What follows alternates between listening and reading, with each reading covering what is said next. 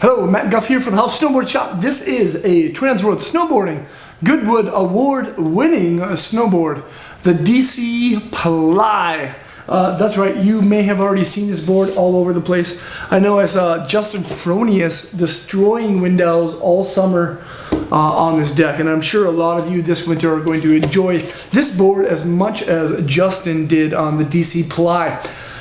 Now, the flex of this board actually has 3 different type ratings this year for 2012. DC has categorized the flex in 3 different ways. Well, there's actually a flex, tip to tail torsional flex, that is ranged between a 1 and a 10. This board actually has a 6.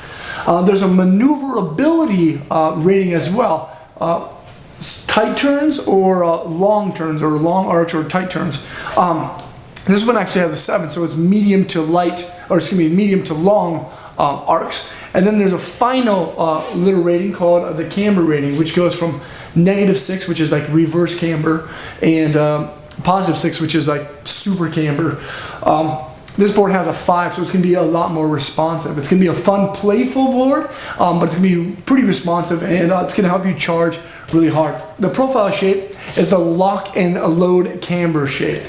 Pretty much in between the bindings, or a little bit outside of the bindings, there's going to be a traditional camber, but DC has lengthened the amount of effective edge and a flat spot just inside the nose and the tail, causing you to enjoy your ride when you're just carving around on the single side cut radius. But also, this also helps you to lock and load up the nose and the tail when you want to get onto rails and boxes, and also helps you when you're flexing this board when you're riding down the middle of a rail, as of course. The tip to tail wood core is going to be nice because it's a true twin. The nose and the tail are going to flex the exact same, and the stance is going to be centered. Now, the Stratus core is a poplar wood core, of course, that runs from tip to tail and from rail to rail, and it is sandwiched in a 64-20 tight stitched biax fiberglass that runs in 2 different directions, at 0 degrees and at 90 degrees.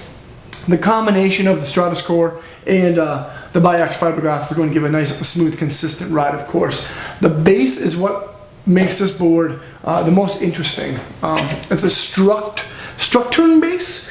It has dimples on it, kind of like a golf ball. It reduces the amount of friction that your board has and the amount of suction that water has on the base of your board when you're riding down the snow. And do you know you're not actually riding on snow? You're riding on a very thin layer of water caused by friction. So you'll have less friction with this board, and you'll be able to go a lot faster with it as well.